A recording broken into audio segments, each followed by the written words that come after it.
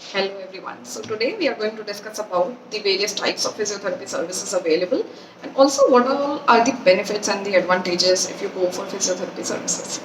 तो पहली चीज़ तो ये है कि फिजियोथेरेपी बहुत अलग अलग टाइप की होती है, जैसे कि ऑर्थोपेडिक्स या फिर मस्कुलोस्केलेटल रिलेटेड दिक्कतों के लिए, फिर geriatric physiotherapy, pediatric physiotherapy, neurological physiotherapy, cardiovascular physiotherapy या cardio respiratory, cardiothoracic, basically cardio and respiratory, heart and lung से रिलेटेड जितनी भी दिक्कतें होती हैं उनके लिए।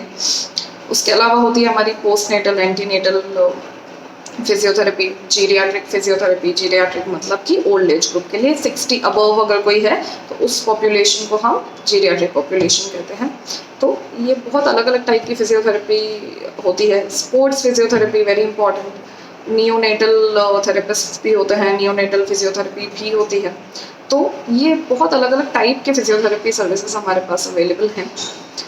Now we come to all the benefits of physiotherapy कि फिजियोथेरेपी सर्विसेज अगर आप लेते हैं तो आपको क्या क्या फ़ायदे होंगे।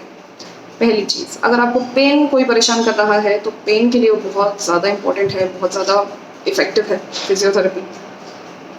स्ट्रेंथ एंड कंडीशनिंग इम्प्रूव करने के लिए, बॉडी के अंदर फ्लेक्सिबिलिटी लाने के लिए, एंड्योरेंस बढ़ाने के लिए, आपका गेट ट्रेनिंग के लिए। गेट ट्रेनिंग का मतलब होता है अगर आपको वॉकिंग के अंदर कोई दिक्कत आती है, किसी भी कंडीशन की वजह से हो सकती है, तो उसे इम्प्रूव करने के लिए, या फिर बैलेंस एंड कोऑर्डिनेशन अगर आपको लगता है आपका थोड़ा इम्प्रॉपर है, उसे इम्प्रूव करने के लिए। अगेन हो सकता है किसी कंडीशन की वजह से हो या वैसे भी प्रेजेंट होता है कई बार।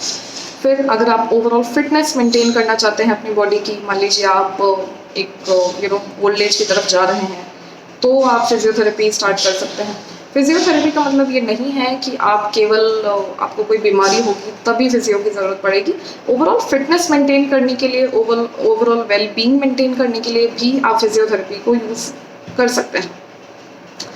इसके अलावा अगर आप नॉर्मल रूटीन के अंदर जो भी काम करते हैं उनको और ज़्यादा बेहतर तरीके से करना चाहते हैं, अगर आपको पहले एनर्जी फील होती थी लेकिन अब आपको लग रहा है कि उतनी नहीं हो पा रही है किसी भी कारण की वजह से, तो भी आप फिजियोथेरेपी को ले सकते हैं, उनसे कंसल्ट कर सकते हैं एंड अपनी लाइफ एंजॉय कर सकते हैं।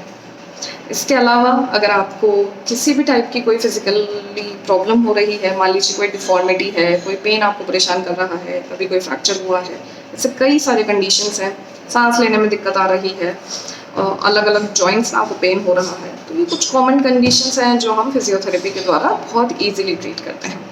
So thank you so much. Please do not forget to like my channel and subscribe also if you're watching it on YouTube, and follow my page over Instagram and Facebook, and also keep sharing with your loved ones. Thank you so much.